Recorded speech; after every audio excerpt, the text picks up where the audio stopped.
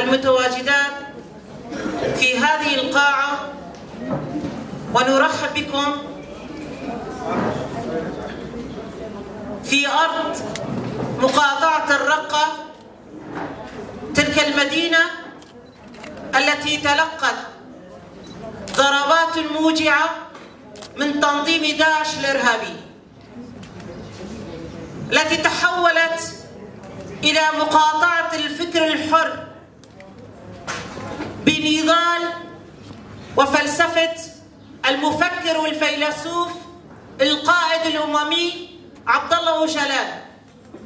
فقبل ما نبدأ بانعقاد كونفرنس الحرية الجسدية للقائد عبد الله أوجلان تحت شعار بفلسفة المرأة الحياة الحرية، سنضمن الحرية الجسدية للقائد عبد الله أوجلان، ومنا من أجل أن نرد الجميل للدماء التي أعطت وهدرت في كافة بقاع الأرض السورية، وخاصة في مناطق إقليم شمال شرق سوريا.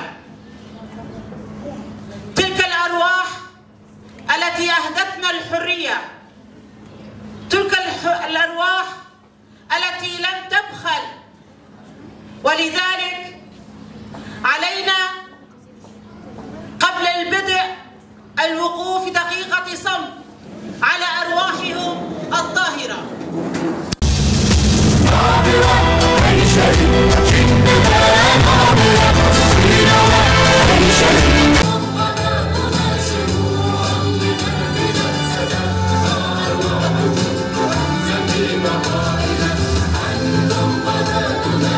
مرة أخرى نعاهد القائد ونعاهد الشهداء بالسير على الخطى حتى نحقق السلام والديمقراطية ونحقق التعايش المشترك لكافة مكونات هذه المنطقة.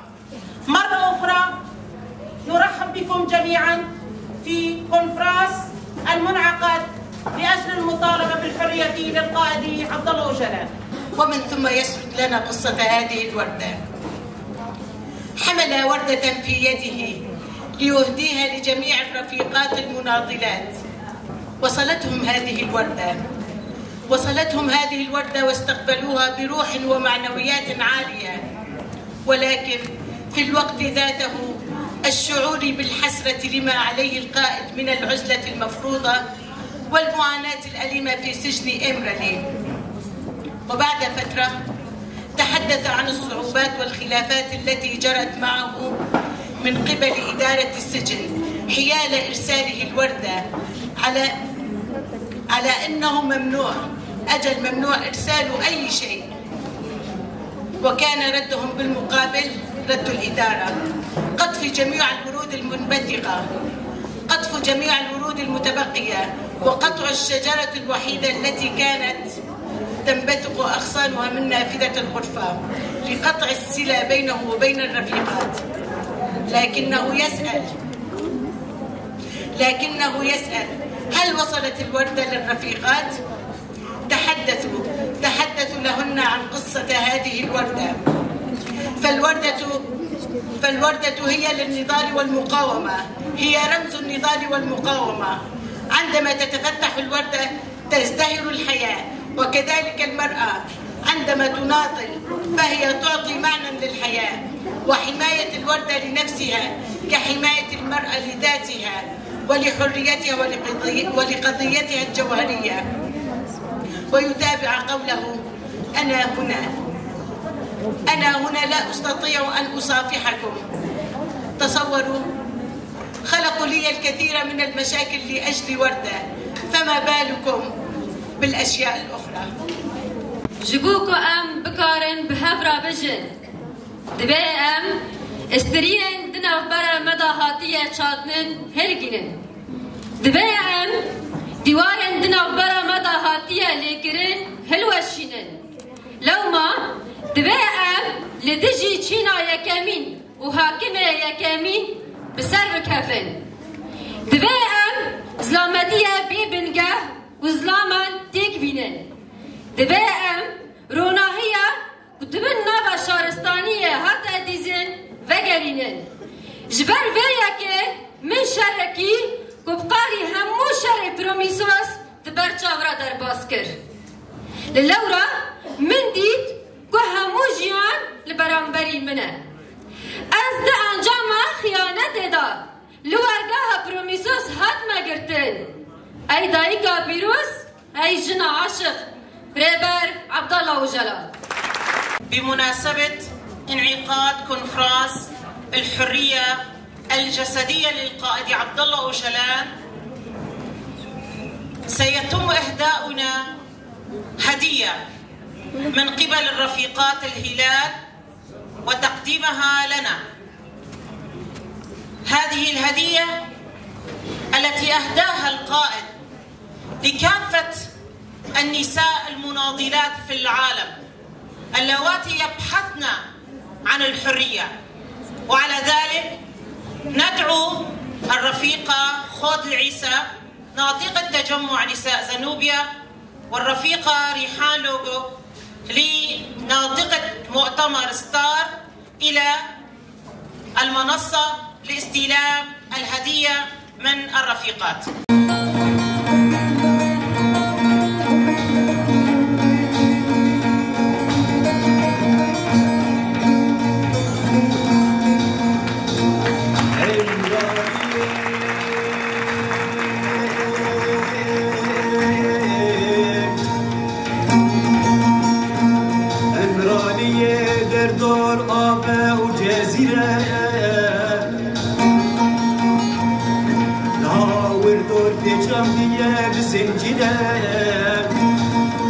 استسالب القيضة مغراجية هجرات طنقة ليلي كريش كنجية قلب الجحرة إلى أرضي بالسلام.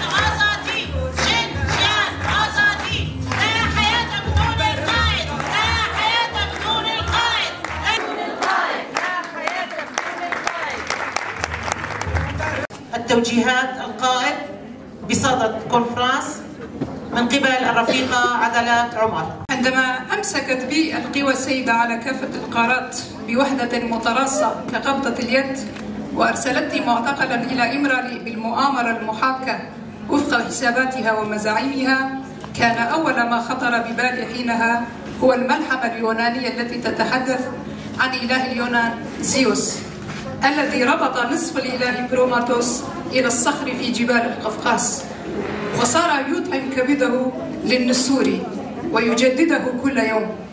إنه بروماتوس الذي سرق النار والحرية من الآلهة لأجل الإنسانية، وكأن هذه الملحمة تتحول إلى حقيقة تتجسد في شخصيتي.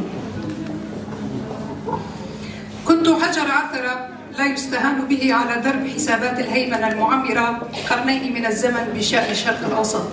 كنت قد أمسيت خطرا يهدد كل مخططاتها، وأدرك من أعماق الصميم أن مناهضا جيدا للرأسمالية يحاكم في شخصيتي، والمحاكمة بطبيعة الحال تتجاوز الحقوق أضعافا مضاعفة، فقد أبيد عدد لا حصر له من ثقافات الشعوب في طواحين الصهر للهيمنة الرأسمالية على مر 4 قرون بحالها، وكأن المكان الذي نشأت وترعرعت فيه هو مقبرة الثقافات القديمة، فأينما تحفر ستنبثق منه ثقافة. وكان مؤلم حقا أن تكون حتى مقابر وأطلال الثقافات الخالقة في كل البدايات التاريخية وجها لوجه أمام الفناء والزوال. إني أود معرفة أسباب ترك شعوبنا بلا نور وبلا دفاع في مواجهة المال الإله والإبقاء عليها متخبطة في الدم والألم. وكما أنا سعيد باعتباري ابن المنطقة العاشق لأني لم أترك شعوبنا لرحمة الإله المال الماكر والدجال الأعمى. ولطالما أؤمن بأن أصدقائي والمجتمعات التي يشغلونها سيبقون معي سعداء إلى ما لا نهاية.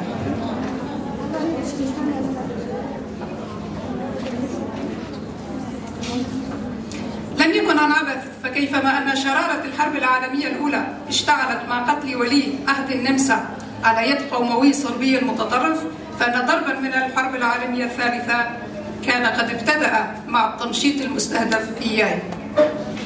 إن الحرب العالمية الثالثة حقيقة قائمة ومحورها المركزي هو ساحة الشرق الأوسط وأوساطها الثقافية، والأحداث المعاشة في العراق بصفته مركز تركز الحرب العالمية الثالثة توضح بشكل كافي أن الحرب المندلعة فيه ليست معنية ببلد واحد، بل وبمصالح ووجود الهيمنة العالمية. ولا يمكن إنهاء هذه الحرب إلا بشل تأثير إيران كليا، وباستتباب الأمن والاستقرار في أفغانستان والعراق، وبإخراج الصين وأمريكا اللاتينية من كونهما عنصر تهديد. وعليه ما زلنا في منتصف الحرب التي ستدوم فترة قد تصل إلى 10 سنوات أخرى بأقل تقدير. لا حياة بدون القائد. لا حياة بدون القائد. لا حياة بدون القائد. جنجيان آزادي. جنجيان آزادي. جنجيان آزادي. جنجيان آزادي. وسروجي سر مجرى برز جرا سكنه ديه حسكن نجد توربم مجي قبول كر پارزر برز جرا کاریوان پر زیده بو زیده تخابطم کاریوان گرانه سروی مجبور مالی کاریو کن سروی از توربم استری دا واحد مشکل سلاو خاطشینم کدا و صاحبه وی پیواجه کی آخدا وی دمه کی آخا گران دا و گرین دا ویچته و هانیه دست و بیک هانیه سرناوی پاو سرناوی اوهده و ناوی سرناوی پارزر برزو جارن از پاسی خواجوار پیش کم از حسکم بیا وایدا دست بیکم آوای هیچ کاج و هانی سمان و گفتارد کر و بسا پیواجوش کر ام چاوای هاتنه ام چاوای مدست بیکر راستی پر گرانه هنی ام بی روژه هانی جی روژه ها گران جی ام سر برز اجالان زیدهی آلیکاری کرد و وی روژه هانی داجی ام چاوای هاتنه کداوی زیده سر ویهیه دیم خواب مرک و حسب که چه موقع سر برز اجالان سکینن چه موقع سر بین حقوق نزکی برز اجالان ببین من دیره رفشوی باش فهم بکه و برا وی آوای واته بدیده بو که از حسکم سری دا دست بکم یعنی بوی برز اجالان کنگی ها تگرتن چاوای ها تگرتن چاوای تسلیم ترکیه کرن و چاوای درسناوی بردوام کرد و حتی ویرانشی از بوی که سری دا دست بکم تو خود استمواری از کرد بینم زمان جوارا یعنی شتکی هده اون کارم داویده جی پرس کن از هردن کارم درس بجی بتم اما آقای مخود از کرد تکرد هنکی بسا سری کم جوارا گوشت زمان برز جلان پانزه جدمه هدا مهکیم جدمه 1980 سرچه کرن داوی دا گوشت زمان قمت سرت آوا کرن ترکیه زاف سر سکنی کبرا بگره کبرا بینه ترکیه دیه زاف سکنی و بیکاویجی آمدی اینی حاضر اقاپا چیل کر یعنی کبرز جلان وره لور چاوای کرن ما بینه خبات خود پیکانی پیش بر و لز سرجش سکنی حتی هی برز جلان نه هاتو بیده لگرها امرالی آماده کرد و گرها امرالی چاوای آماده کرد و جایی که بچوکه لآقای باجاری ترکیه دا جایی که لگره دار گره وستا بری میرو هربون جیانه که لورد بردوام کرد لمخابن دما کو برز جلان رفشوی کفت شبو انما هفته دا دولت وانا کلا هفته خبر دان و کف شکر داوی دا برز جلان بوی برز جلان امرالی گرها امرالی آماده کرد و چه کرد داوی دا جی حتی ستاتیوی جی گهرندن و تم هرما فداخل لشکری